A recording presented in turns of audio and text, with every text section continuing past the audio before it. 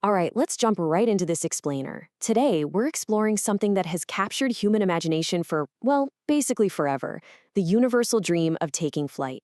We're going to look at two incredibly different stories from our source material that both tackle this exact theme, but in wonderfully unique and honestly sometimes terrifying ways. Since the earliest times, humans have dreamt of conquering the skies. It's an ancient, deeply shared ambition, isn't it? And this ambition is the absolute foundation for the two narratives we're about to dissect.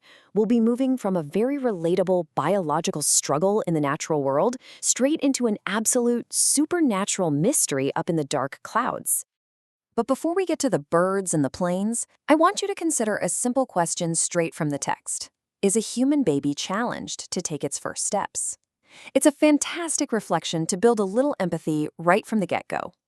Think about our own early, terrifying struggles when we have to learn a completely new skill. Remember that sheer, paralyzing fear of taking that very first step? Keep that feeling in mind as we meet our first protagonist. Part 1. The Fear of Falling. A young seagull's paralysis. So in Liam O'Flaherty's story, his first flight, our main character is a young seagull, and he's been left completely alone on a high cliff ledge while his parents, his brothers, and his sister have all already successfully flown away. The sheer drop and the vast, immense sea, literally miles and miles down below his ledge, it isn't just a physical distance. It perfectly represents this massive psychological barrier of fear. The young bird looks down and is absolutely certain that his wings will fail him if he takes the plunge. So what does he do? He just runs right back to his little hole in the cliff. Part 2. The Hunger to Fly. Pushed to the brink. Okay, so his parents decide they need to escalate the stakes. They threaten him with starvation, leaving him totally alone for 24 hours just to force him out of his comfort zone. Finally, the mother seagull flies over to him with a piece of fish in her beak. He cries out joyfully, tapping his feet, fully expecting to eat.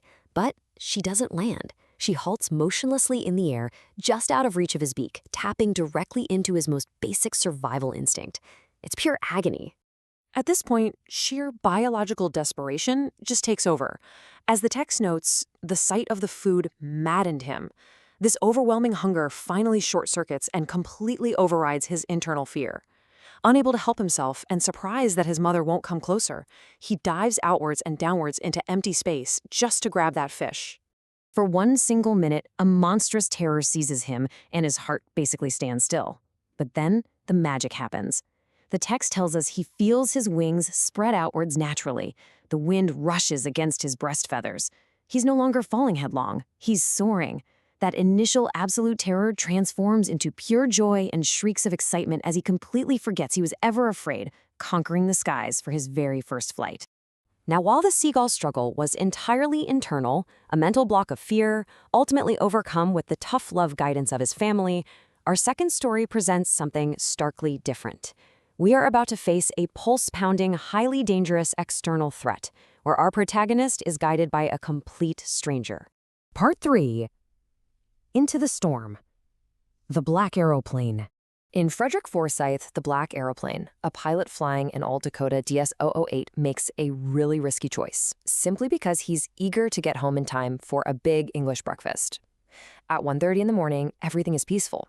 He checks in with Paris Control. But 150 kilometers past Paris, he spots massive storm clouds that the text describes as looking like black mountains. Now, instead of turning back to Paris like he knows he probably should, he takes the risk for that breakfast. He flies his Old Dakota straight into the storm.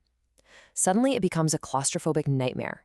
The plane jumps and twists. He looks at his compass. It's spinning round and round, totally dead.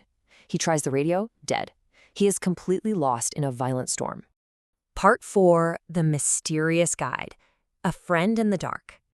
Just when all hope seems lost in those violent black clouds, a strange black aeroplane with absolutely no lights on its wings suddenly appears, flying right next to him.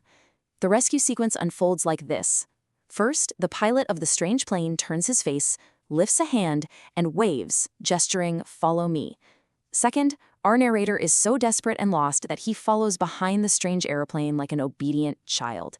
This tense flight goes on for a terrifying half an hour in the pitch black, and fuel is running dangerously low. But finally, step 3, the Dakota miraculously breaks out of the storm clouds and the pilot sees the two long straight lines of runway lights. He made it! He's safe at an airport. But hold on, because here comes the shocking twist. After landing safely and catching his breath, the pilot goes directly to the control center. He wants to find his rescuer and say thank you. He asks the woman at the desk where the other plane went. She looks at him strangely, laughs, and says, "Another aeroplane? Up there in this storm? No other airplanes were flying tonight. Yours was the only one I could see on the radar." No way, right? Part 5. Beyond the literal, the meaning of black. Stepping back from the narrative for a second, let's look at how the author brilliantly uses the word black to convey both literal darkness and a much deeper, abstract sense of despair and mystery. When the author writes black mountains to describe the clouds, he's using it mostly literally, right? It's the very darkest color blocking the sky. But when he says everything was suddenly black, or like in the textbook example, the future of the world is black, it shifts to the figurative. It means completely without light or utterly depressing and without hope.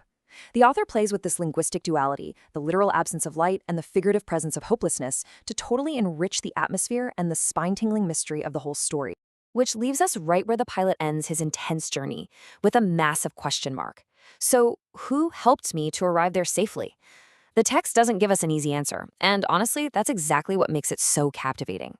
Was the guide in the black aeroplanes some kind of supernatural intervention, a trick of the mind, or perhaps just a profound manifestation of the pilot's own deep-seated survival instinct guiding him through his sheer panic? It's a fantastic mystery, and I'll leave it up to you to decide. Think about it next time you look up at the clouds. Thanks for joining me on this explainer, and keep exploring.